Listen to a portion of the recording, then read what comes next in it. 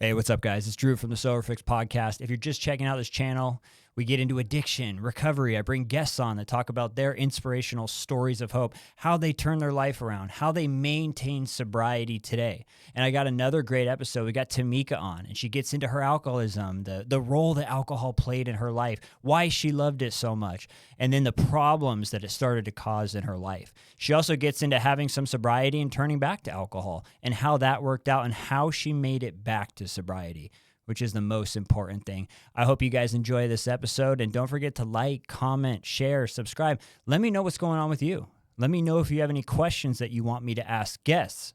Let me know how you got sober, what you do to maintain sobriety. I'd love to hear from you guys. Let's get into it.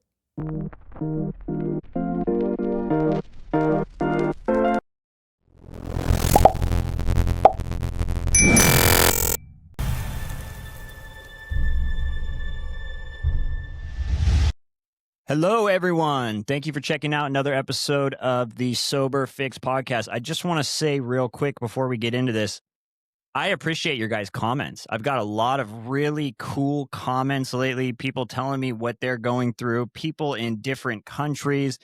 It's crazy because we could all be so different and we could be in such different areas of the world. But when it comes to suffering from addiction, alcoholism, we get each other. Like, I could have never met you before. And man, I find out that you deal with alcohol problems. Believe me, I know you. I know what you felt. I know some of the struggles you've been through. And it's super cool to hear from you guys. And I appreciate all the support. And today I've got another great guest on. We've got Tamika, and she had reached out to me not too long ago. And I'm super happy to have her on here, taking the time to share some of her experience. So I just want to say hi. How are you doing, Tamika? I'm doing pretty good. I am happy to have you on here. We were just talking before we started. It's just a better life. And we were kind of laughing before, but I was saying I didn't know there was a better way to live. I had no idea. The second I found drugs and alcohol, I just ran with it, and I was stuck on them, and I was in the cycle. I want to kind of start at the beginning. Where do you live now, Tamika, and where did you grow up? St. Louis, Missouri, born and raised. I'm still here all my life. Awesome. For like Hey, that's cool. What was childhood like out there? So, it depends maybe on who you ask, right? You have some people because St. Louis has violence. I won't say that it doesn't, but it was it was a good mix. And I would say the neighborhood that I grew up in, like when initially my parents moved there, it was a really nice neighborhood, quiet, like out in the suburbs. But by the time I was coming up, I have a sister, she's 8 years older. So, say by the time that I was born, it started to shift, and it was a drug infested neighborhood. It wasn't as good. I went to public high school. It wasn't the best, but I had two loving parents, but my father was an addict himself. He was a drug addict. He wasn't an alcoholic, but he was a drug addict. So I was introduced, I would say, fairly early because of like prescription medications. So like if I said I had a stomach ache, he would say, "Here, take this Tylenol 4." versus an Advil or something like everybody else. So, it was a loving household. He was functional, he was working. My mother, she was schizophrenic. She's bipolar schizophrenic, but that didn't really show prevalent until later, until I was closer to adulthood. But, they had their issues, but they were loving parents and they did the best that they could to provide for me. Yeah, and that's cool. And I'm glad you kind of talk about having two loving parents because it's like sometimes we have that support when we're younger, and sometimes we have that love and stuff and people that care for us. Other times there's people that don't, but it's interesting that whether you have that support or not, we just end up turning to alcohol and other stuff. So I'm glad you bring that up. I was going to ask you, was it obvious to you that your dad was struggling with something, or did you find that out later on? I found out when I don't know, I was in a 4th grade. My mother was upset, like, he had been gone maybe, overnight or something like that. And my mother was like, "We're leaving." She would do this all the time and pack up. And I would always be like, "Yay, a hotel." Cause, I was a kid. I would be swimming and stuff like that. And my sister told me one day, she was like, "We're leaving because dad is on drugs." And, at that time, they had the DARE officers that would come, into the schools and just say no and all of that. So I was like, traumatized, like, "Oh my god, that's what my dad does." Because before that, he didn't like, he would be gone late every Friday evening, and I thought everybody's dads was gone. I would talk to other kids, and I'd be like, "Your dad was home? Why? What is he doing?" And they're like, "What is your dad doing?" So, I remember being distraught, when I found out at that age, but, as time goes, the habit gets worse and worse. Like he didn't use if initially he didn't let the sun hit him, he would come home at, 2, 3 o'clock in the morning. But by the time I was, 20 years old, he could be gone for 4 or 5 days. Yeah, it's interesting kind of how it progresses, and like me, when I first started, I kind of went, like, to the deep end pretty quick. But I've found that a lot of times with people that are somewhat functional, sometimes their downfall kind of happens slower sometimes, So it's like, oh, they're functioning for a while. And I'm glad you talk about that though, because I hear a lot of people that talk about being functional and they're still showing up to work Monday through Friday. They're still making money. They're doing everything they need to do. But suddenly that Friday night where they normally come back, like you mentioned, like 2, 3 in the morning, come back late. Well, now it's like gone the whole weekend, and it just slowly but surely just starts to take more. I was going to ask you, when did you discover alcohol yourself? So when I was 21, I believe, because I was more what's crazy now that I've been sober, I think about like I started thinking about when was I actually sober because initially I started smoking weed at a like maybe 14 or so. And then I told you I would take because my mom, because of her mental illness, she would have Xanax or, or whatever it was called. I can't think what they were called back then, but things that kind of calm you down from anxiety. I would take those things. I did that all through teenage age. When I think I was like 21 or 22, my mother ended up committing suicide. And before that, I was never a drinker. Like I said, I smoked weed all the time, but it was when she passed, she was in Atlanta with my sister, and my sister had me call and tell everybody. And that was just the most horrific thing to make those phone calls to her siblings and stuff like that. And that day, I started drinking. Like that day, I think I went out and had I remember having I think I bought like a fifth maybe of Grey Goose, and I started drinking, and from there, I didn't stop. So, 21. Wow. Yeah, and I'm sorry to hear about that with your mom. I had a friend, my best friend growing up that did the same thing, and he was struggling with addiction. He was having went through a really bad breakup and stuff, and it's like it's just hard. So I'm sorry that you had to go through that, and it kind of makes sense, like turning to alcohol. I was kind of the same way when I started to go through hardships in my life, and especially like the emotional stuff or the hurt or the grief. I just found that alcohol did something for me that I couldn't find in other stuff in the beginning. Did you notice that you were really turning to it to kind of deal with the grief of your mom?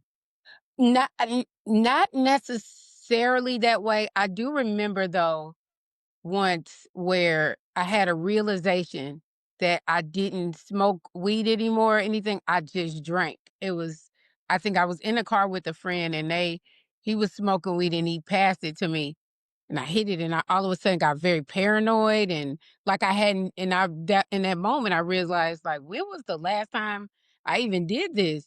And that was because I had started drinking every day because I loved beer. So I would go get beer after work, as soon as I got home and then all through the weekend, constantly.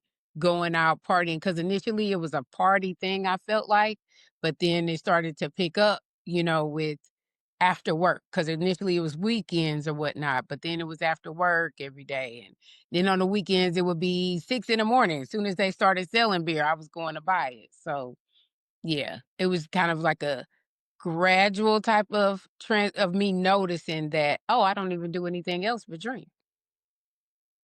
Yeah, I kind of have a similar story. With the drugs. There was At first, I really liked drinking, and there were certain drugs that I would do off and on. But then when I ran into opiates, it was the same thing that you described. All of a sudden, I wasn't smoking the weed anymore, and I wasn't, all these other things that I used to mix and were kind of more of like I did here and there. I just stopped doing, and I was like full focus on this one. But yeah, it's crazy. I love how there's just so many things that we can all relate to, and when you say that it was a party in the beginning, that's exactly how it was for me. It was so much fun. It was exciting. I remember I started at 17 years old, and a friend of ours had got an apartment. He was the only one that was not living with his parents, and we'd be over there every Friday night, and we'd get cocaine and we'd be smoking weed, and it just seemed like, man, this is so cool. There's so many of us having a good time. And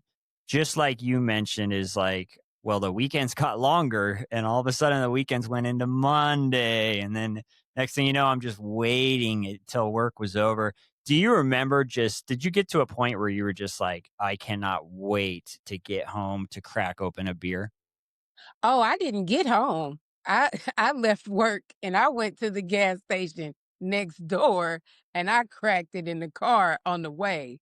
I didn't I did not, and that it is such a blessing to sobriety and be clear and be blessed enough that I didn't ever hurt anybody, because the two things that you should never do are the two things I loved. I love to drink and drive. And isn't that just the worst thing that you could hear and think of? But I would buy beer and get in the car and drive around. So when I was leaving work, most definitely, because it was like a 30-minute ride, I'm definitely gonna drink, on the way home. Yeah, you can't waste those 30 minutes. You got to get into it. No, no, it's a That's long day. it. I have to start now. Yeah, it was like, I'm off. I'm going straight there. I love it because I could totally relate to it. It's like I was the same way too. I used to.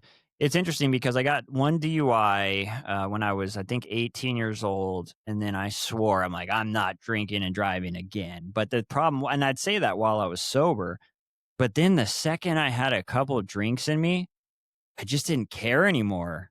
I'm like, oh, this is fine, and it was like a convenience thing. Maybe I'd go out to the bar, maybe I'd just be hanging out at a friend's house and we'd been drinking. Is like, well, I can hop in the car and just go home right now. I kind of want to just get home. Mm, I could do that really quick, or I can try and call someone. All my friends here are drunk. I got to try and they didn't have it wasn't like Uber all the time like it is now. So yep. it was a convenience thing. I just say, screw it, it's not that far. And I did end up getting a second DUI, and that's kind of when I stopped that. But did you ever get a DUI or have any close calls? Most definitely. I got a DUI.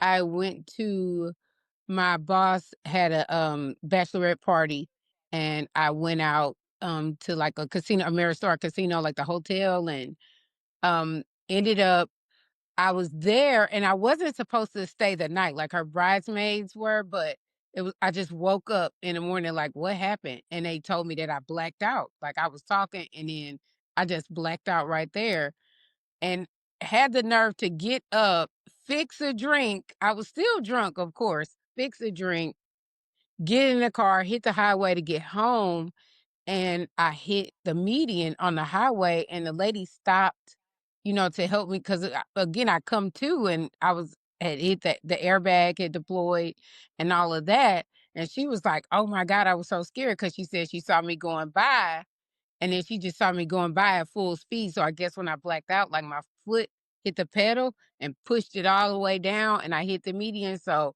again, another blessing to be alive, and so, when I got out, they gave me the field test or whatever, and I think I ended up blowing. Yes, I did. I ended up blowing.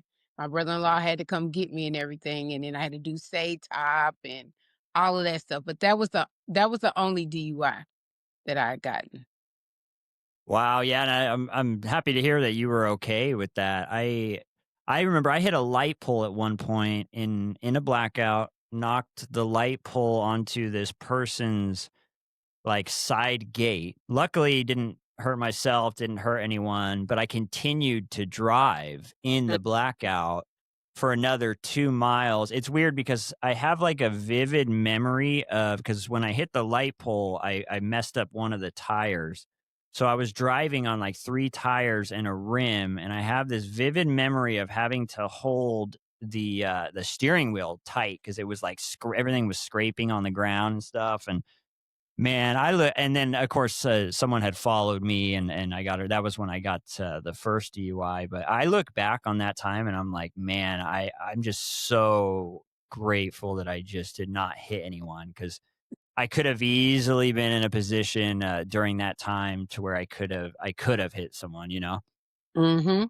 Yep, same. I did the same thing. I ran over a mailbox and a speed limit sign before, right? And I pulled up into the driveway, but could have hit the house or anything. I've had like I think maybe like 25 car accidents.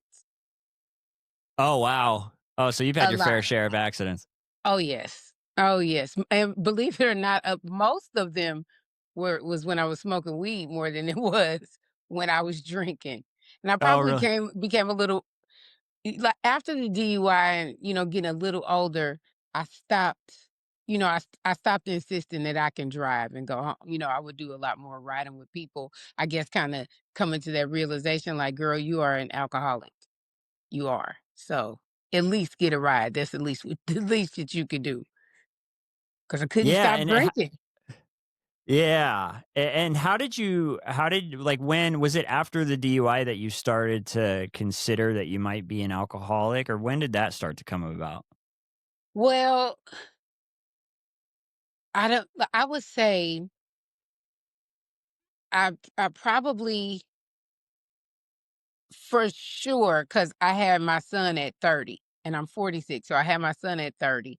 And so, of course, because when I had the DUI, it was right before I got pregnant. So by the time I had to do community service, all that stuff, and go to the classes and learned a lot about it, I knew I was. But once I had him, I was in a marriage and it was a terrible marriage, abusive, things like that. So, immediately I was back drinking, but also my father, we were very, very close.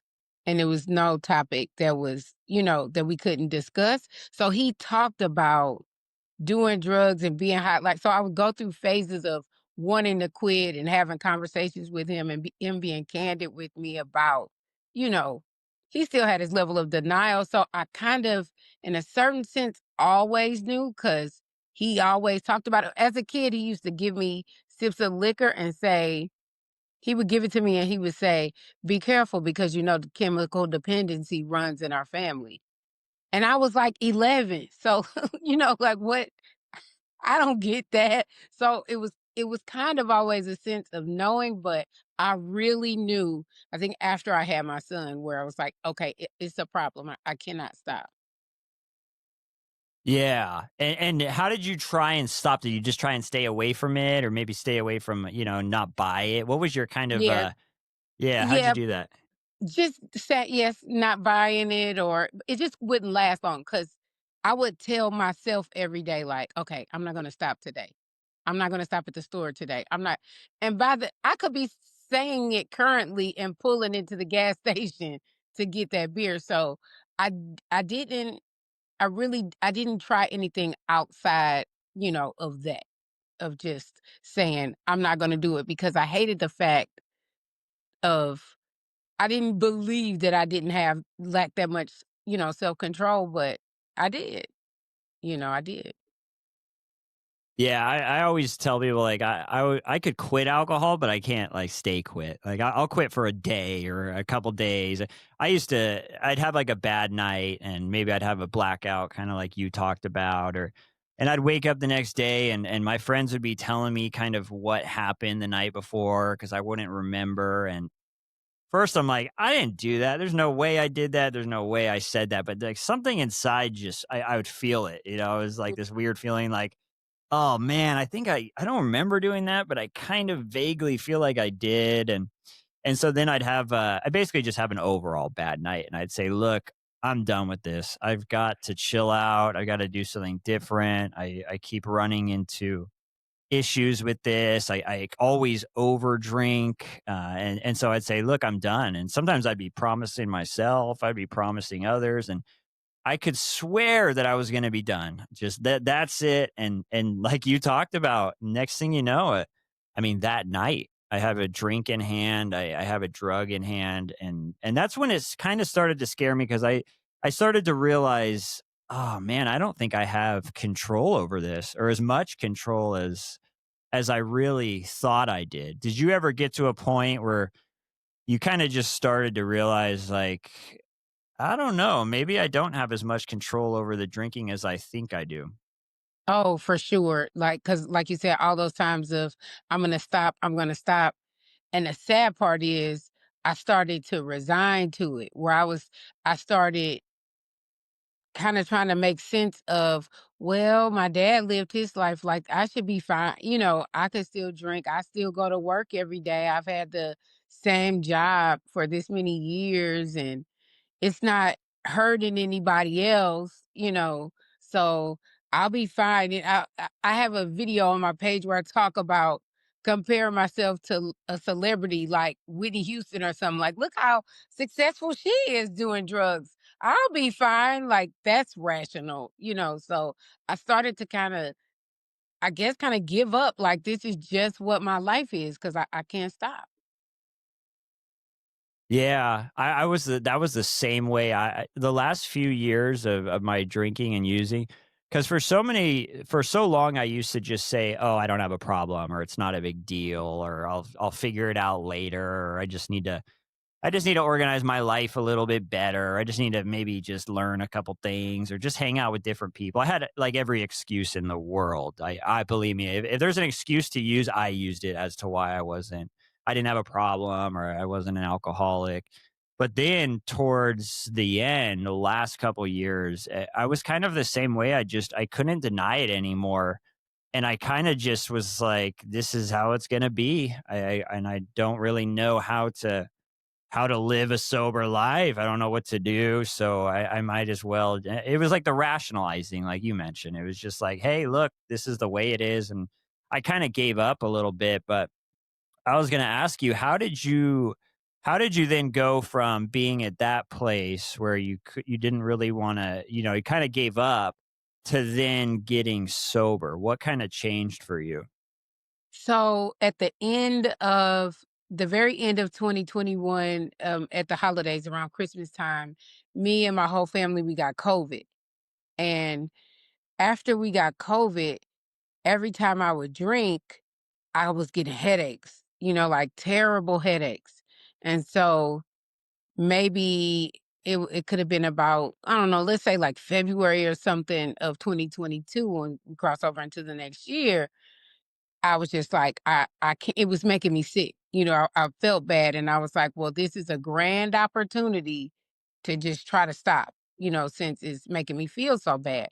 And I stopped for about 6 months. And in those 6 months, a lot changed for me as far as like I got two promotions. I've been working at the same place for like 18 years. I had two promotions in that short amount of time and kind of other things started kind of panning out for the positive, but then I went to Mexico and went on vacation and I started drinking again and then I couldn't stop.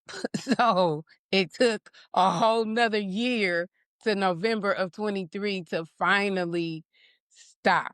So I think it was just one day I didn't have a beer and I was like, okay, I'm not gonna buy one. I'm gonna download the I Am Sober app and try again. And I had success that time. But I kept thinking about all the good things that had happened where I was like, that's probably because I quit drinking. I stopped being in my own way. So that was the motivation. That 6 months of sobriety in 2022, that was the motivation to say, I know it can be different. That's so cool, and I relate to that like crazy because Kind of going back to when we started this conversation where we were like, man, I just didn't know there was another way to live. When I was in a program called drug court, and I had like 5 years over my head, and I had a strict schedule. I got tested Monday through Saturday, all this crazy stuff, men's group counseling, you name it. But it ended up being pretty good. But I got sober for 6 months in the beginning of it, and it was the same thing for me because I had never been sober that long, and I couldn't my life started to get better. I was showing up to work every day. Like you mentioned, the 2 promotions and everything. Things started to really improve, and I ended up, relapsing after that. But what it gave me was a little bit of hope. It said, hey, look, you've had something to compare to now. Like, you've actually had some clean time. You've actually had some sober time. You know it can be good, you know? So that's it. When you were talking about that, I'm like, oh, that's exactly what the 6 months did for me too. They showed me a better way. I want to ask about Mexico because that sounds like something I would do. Get 6 months sober, get a couple promotions, life's going good, I'm on vacation. It doesn't count because I'm in Mexico. Your sobriety, if you mess with your sobriety in a different country, you're good, right? And I would look around and say, "Man, life's good. I'm in Mexico. I need a beer." How did that kind of play out when you were out there? Well, I already planned. I'd already said it's vacation. I'm gonna drink because I had been sober for however many months. I was like, oh, I'll be fine. I'll go on vacation. I'll drink on vacation. But now I know I can stop. So I'll stop when I get back. So when I got there, as soon as we got to the hotel, like to check in, they had waitresses or whatever right there at the counter with drinks, like giving them to people. So soon as I walked into the hotel, I took the drink and drank it. My friend was like, "Oh, so you're gonna drink on the trip?" And I was like, "Yep." So I drank the entire time. Now I didn't get. I drank a lot. For me, I don't know. I don't think all inclusive is that. I think I don't ever see people really sloppy drunk on that. So I had a whole lot, but I didn't like I never blacked out or, any of that kind of stuff. But just as soon as I touched down and I got home, I stopped at the gas station on the way, like, well, I'll just drink this beer and then I'll go back sober, tomorrow. And every day after that, I was right back in the same routine, right back in the gas station, morning, noon, and night, the gas station people are all like, "Oh, you're back, you're drinking again?" Like, they know you where you go, so they're just like, "Oh, great." They'll have my beers on the counter before I even open the door. Yeah, they saw you back. They said, "Oh, our business is gonna be booming now. We missed you." Yeah, it's crazy how we start. What comes. It's like, hey, I'm gonna go on vacation, have a couple drinks, get sober when I get back. And once I start, I just can't. As much as I want to be able to stop, as much as I want, and I was the same way. I would always put a date on it, like, oh, I could drink one more day, and then I'll get sober. Or I could drink on this vacation, and when I get back, I'll get sober. But I found that once I started, I just could not stop, and I'd find myself in the routine, like yours, the gas station routine, or whatever it is, just showing up each day. It just becomes you're just so used to it, and it's hard to shut that down. How did you end up stopping that? So once you started again after the vacation, how did you kind of put it to a stop? How long did that take, do you think, from when I you s got back? So I got back, it was August, and so I was only gone. It was August of 2022, and I didn't stop again until November of 2023. And when I stopped again, I was not feeling well then too because I found out I had high blood pressure, so that was like where the headaches and stuff was coming from, and so kind of not feeling good again. And same thing where it was just one day that I didn't have a beer, like I just didn't get up, I didn't feel like it, or I didn't go get it, and it was one day, and I was like, all right, I'm gonna try to turn this into, let's see if I can get on the momentum again, and I did, and I've been sober ever since November 4th of 2023. Made it through the holidays because I didn't think I was gonna be able to do that, make it through Thanksgiving, Christmas, because I was like, if I can make it through those, I can make it through, the rest. Because that was the first year I ever been sober on holidays in 2023. So I was like, if I can do it for holidays, then I'm never going back. Yeah, congratulations on that. That's a huge milestone. And how did you get through those holidays? It's those holidays for me were so tough the first year, and I think because holidays were kind of a time where it was celebrating, and I kind of enjoyed being able to drink, and it was kind of a time where my family didn't bother me as much about drinking because everyone was kind of drinking a little bit. Mhm. Yeah, they're kinda like, well, he's always drinking, but let's just let him today because it's a holiday and we'll leave him alone." But what was that like going into those first holidays just newly sober? How do you think you made it through? Luckily for me, my dad passed back in 2018. And so he was the person who kept everybody filling up drinks, drink more, do this, do that. So after he was gone, because it's my sister, my brother in law, and my two nephews, they're adults as well. Once he passed, everybody drank a whole lot less. And so, because I would probably say too, partially because I wasn't drinking, because I was also the same as my dad, where I'm like, get a drink, do this, do that. So since we aren't there to egg that on, it wasn't as bad. They weren't drinking as much.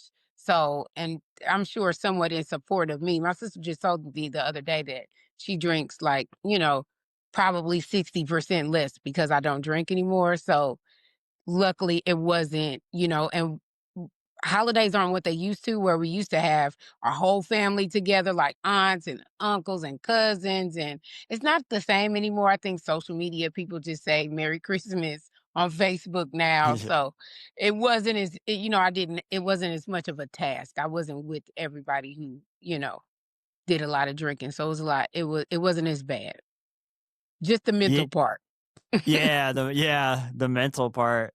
Yeah, it's kind of the same way with me. A lot of friends that still drink today, it seems like they drink a little bit less since I'm not around. I think I was also one of those people that was egging people on. Hey, we got to go get some more beer. We got to go get some more We're alcohol. the And trigger. We're the trigger. right, that's when I realized I'm like, oh, I am the problem. Turns out I am the problem. So you made it through those first few holidays. I want to ask you, what else helped you with sobriety? You mentioned the app. Can you talk about that a little bit? The sobriety app. Yep, it's called I Am Sober. And so because, you can't ask other people to stop drinking with you, especially they don't have a problem, even if they drink a lot, you can't ask anybody that. So I downloaded the app. And so you have that community where people can post and talk. So it tells you your milestones. Cause I think yeah, today is the 5th. Yesterday was my 22 months. So it has the milestone times in there. It tells you your milestones. And then you could go in and chat with folks who are, at the same point you are. And so it's a very supportive community. You have some people that may come in to say, I relapse. And then a lot of people come out of the woodworks to cheer them on, tell them to start over. It's okay. All of those kind of things. So it was nice to be able to log into there to talk to somebody who is going through what you're going through, because I didn't go to AA or, anything like that. So the app helped a lot. So when I would feel like I wanted to drink, I would go in and log in there and read other people's comments and read what folks are doing. And, I would try to do it to keep myself distracted so I didn't get up and get out that door to go get something to drink. Yeah, that's so cool to hear. And I've never checked that out. I'm gonna have to though. That's really cool. I love that you were able to log in, and you get to not only do you get to see the milestones, but you get to talk to other people and communicate with people that are either similar to you or hear about people that come in and get a relapse and they get support. That's one of the things I love about just the sober community today and kind of technology with what's going on is you can get connected to other people that are sober and all over the world by logging into some of these support groups or anything like that. So I think that's really cool. How much of a help was it having people that you can actually talk to about it?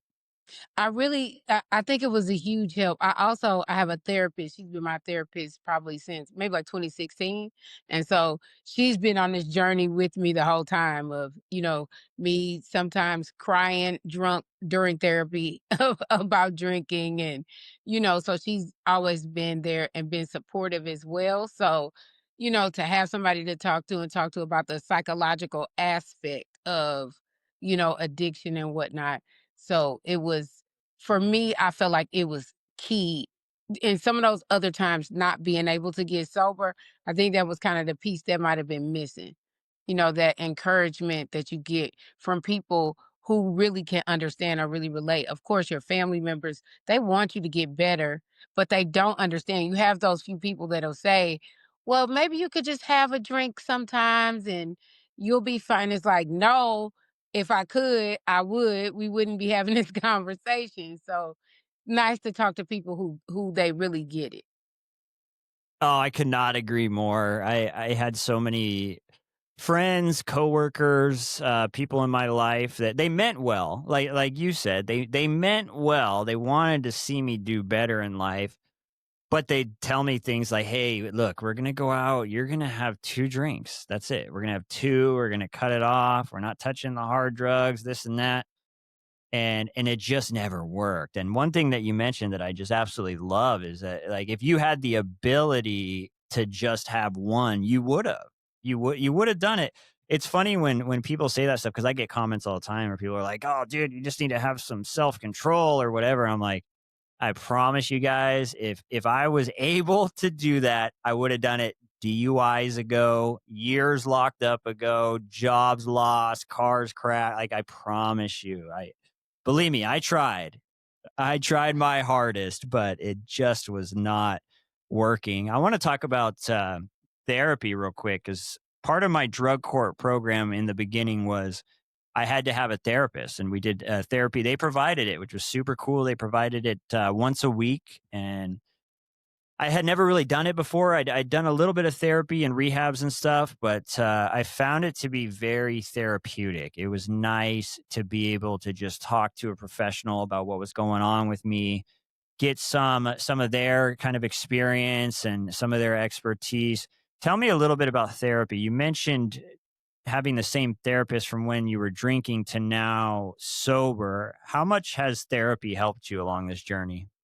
Oh, tremendously, tremendously. I think maybe last year I asked her, like, "Do you think I'm better from when I first came until now?" And she was like, "Oh my God, are you kidding me?" But yes, to have somebody, like I said, some of the psychological aspects, of addiction, that she could chime in on to help me to understand, you know um learning about codependency, like that relationship with me and my dad, that was codependency, like to the heart. And so just kind of understanding some of these things, really help. But I just always feel like it's important to have somebody that you can talk to with a license, preferably, to help guide you through and walk you through and, kind of because like with therapy, they help you come to the conclusion on your own, without just telling you what you should or shouldn't be doing.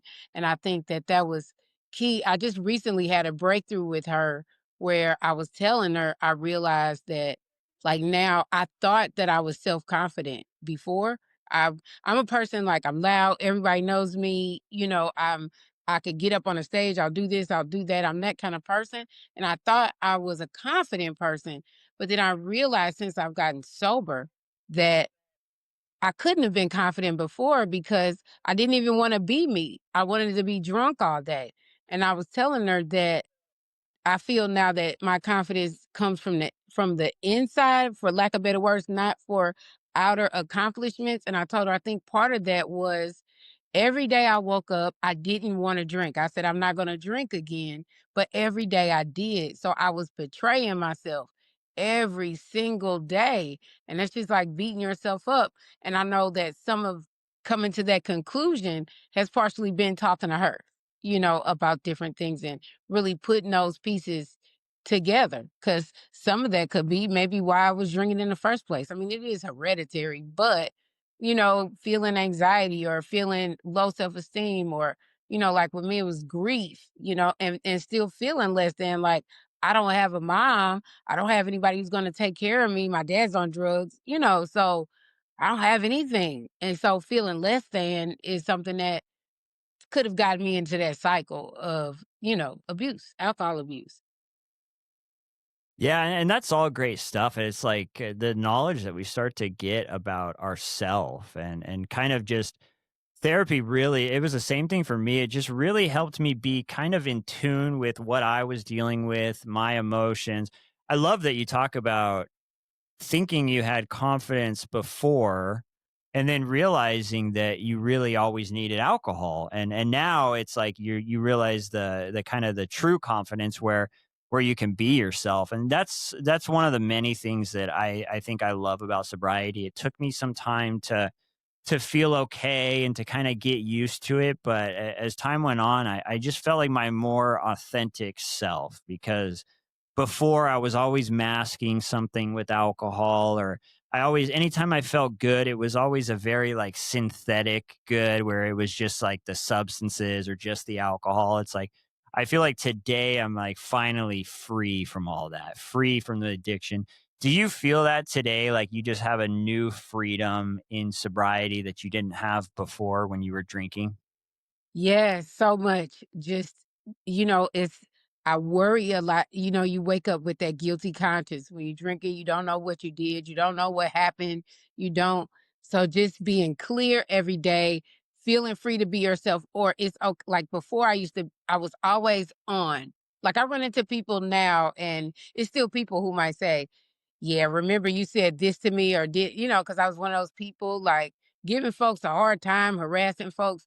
But now I'm comfortable to go into somewhere to speak to everybody. And if I choose to just kind of sit down, and just kind of watch what's happening and not be the center of attention or the this or that, I'm completely comfortable with that. I'm okay. I'm fine. It's I don't feel that need or that pressure, I guess, or to be the star or whatever that is I had going on. But just the freedom to just be however I wanna be and be okay with that, be good with that. Yeah, that's really cool. I want to ask you, what do you do nowadays? Let's say you have because there's days now, even at over 5 years sober, where it just seems like things are just it's a rough day. Life's just not going my way for whatever reason. From the second I wake up till at night, what do you do that kind of helps you get through those hard days in sobriety?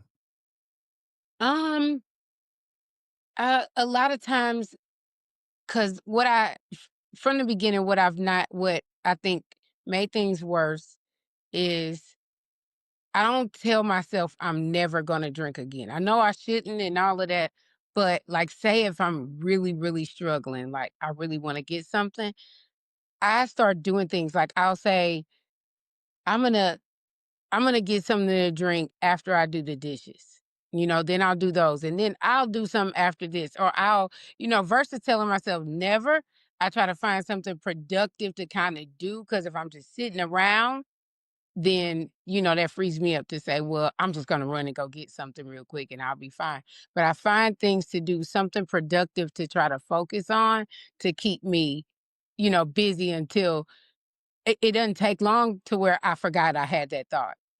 I'm on to the next. And I also meditate. I do that. I've been doing that every day for a couple of months, and I feel like that's helped me tremendously as well to just kind of control my temperament. I'm not flying off the handle as quick or getting angry or frustrated as fast.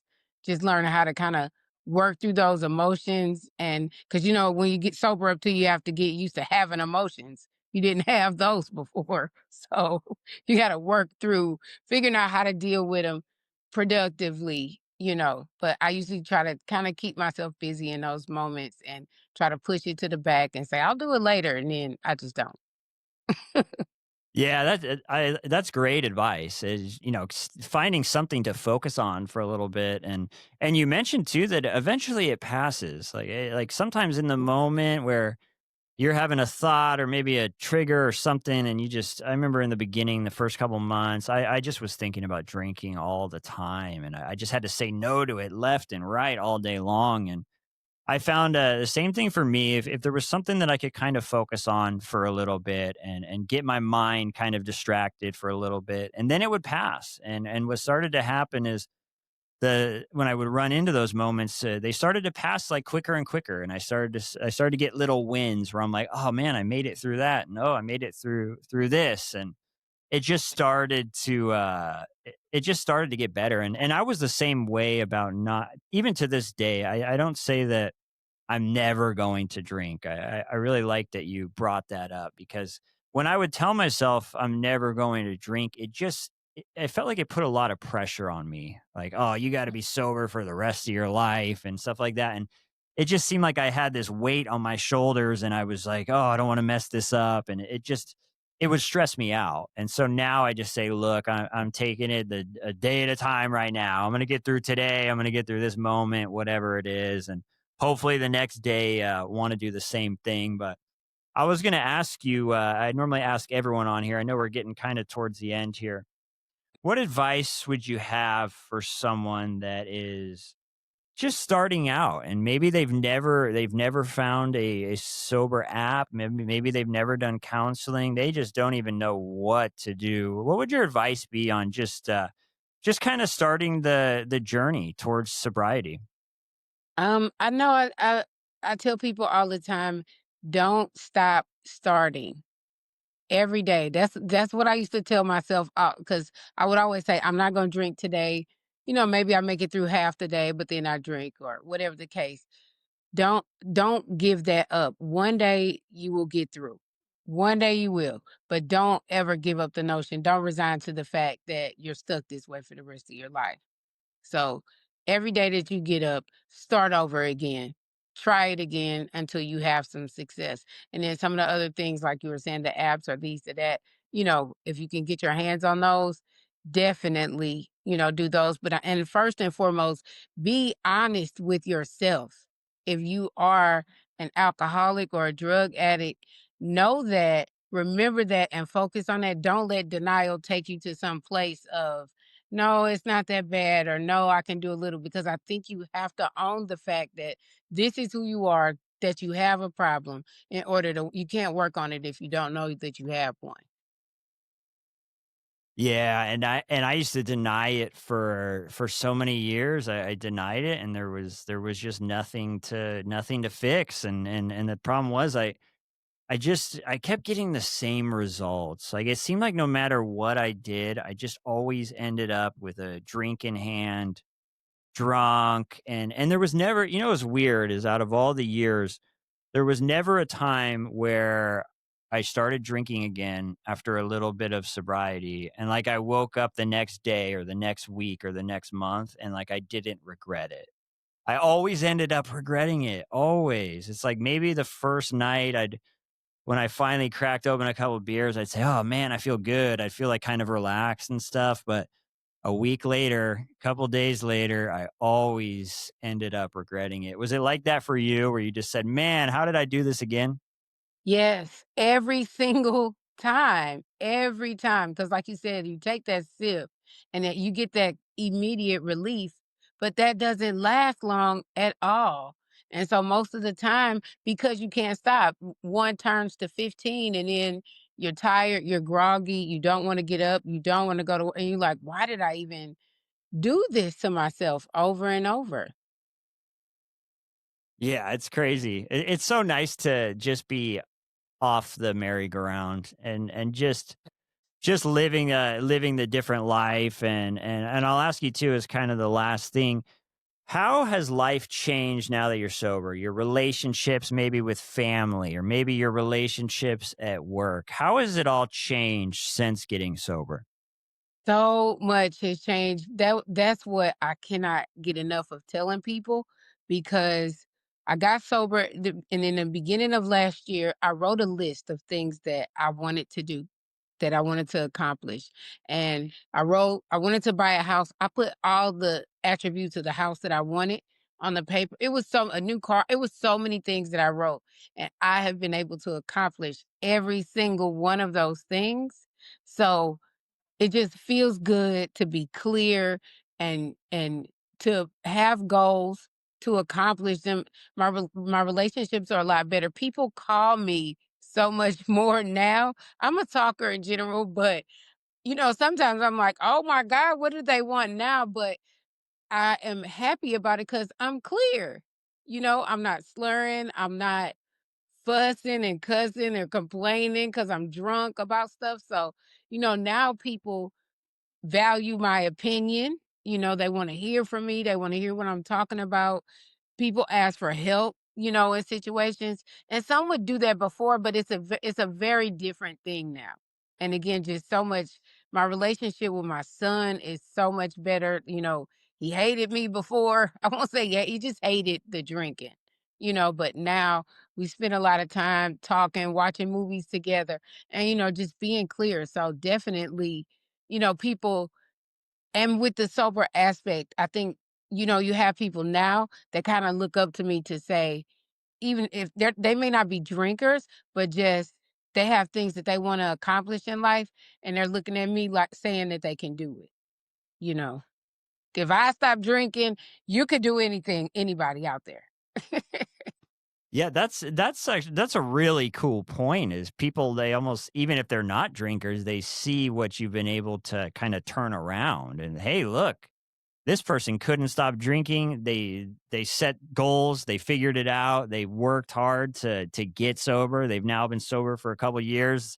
And I think what it is it inspires people to that. Hey, and they kind of see the change that you made, and they go, and they kind of start to look inward and say, "Hey, look, is there anything that I'm trying to turn around?" Or, and I really like that you mentioned just your phone ringing more now. It's crazy, isn't it? I went from being isolated from everyone. My phone never rang. People did not want to see me calling on their phone, and all of a sudden you start to mend a lot of these relationships with people. And it's so funny how one thing I've noticed is by sharing my story and getting sober is you never know when you tell people your story. You just never know what people are going to tell you. Like I've had coworkers where I told them, "Hey, look, man, like I'm at this job right now. I went to rehab. I've been sober for this long." And at first they're like, "What?" But over time, they because I was, I told kind of my secret to them. Well, next thing you know, like they need help about something. Now they're coming to me,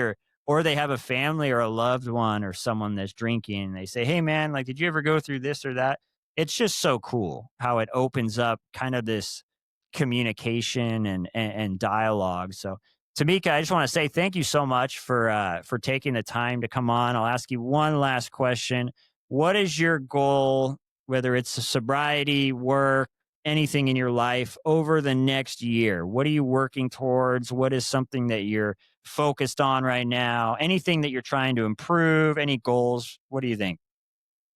I wanted to, and I don't even know where to start or how to do this, but because I was using that I Am Sober app, I was just thinking about, creating a community, something like that, an app with maybe, or, because what I really wanted to do, I wanted to open up a sober bar, like a sober bar, so places that we could go to that we could sit down, have relationship with people, socialize, things like that, but without the alcohol. And if I could add these places like into an app to where when people they go to different cities or go to places, they know where they could go, and not have to have a drink but be able to socialize with folks. That's a really good idea. And I'm sure people would love that because I don't know, you stop drinking and sometimes, sometimes you miss just the atmosphere of being able to go out and talk to people, but we can't drink. So a lot of times we don't always, some people don't go there, we don't want to put ourselves in that Yeah. position. It's kind of this weird thing where you're like, man, so that would be a lot of fun, and Yeah. it'd be supportive. It'd be somewhere that you can go if you're not a drinker. And I love Or that. have So meetings in or whatever. yeah. Yeah, just a space for people that are sober to go and have some fun and get some help at the same time. Yep. Tamika, thank you so much. I appreciate you coming on. Thanks for sharing your story and your experience. Thanks for having me.